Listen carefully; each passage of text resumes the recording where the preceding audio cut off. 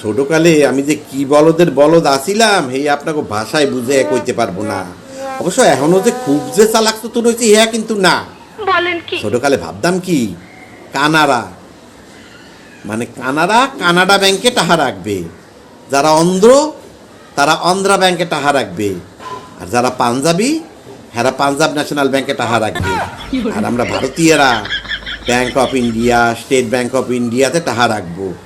ওরে পাঞ্জাবও যে এই ইন্ডিয়ার মধ্যেই অবস্থিত, এই গিলুতে হে ঢুকতো না, বুঝছেন? কি বলদের বলদ আমি আসিলাম তখন। ওরে বরিশালের দামরা বেটা, তোরে যে বলদ কইবে হ্যাঁ 14 গোষ্ঠী বলদ, তুই বলদ আছিলি?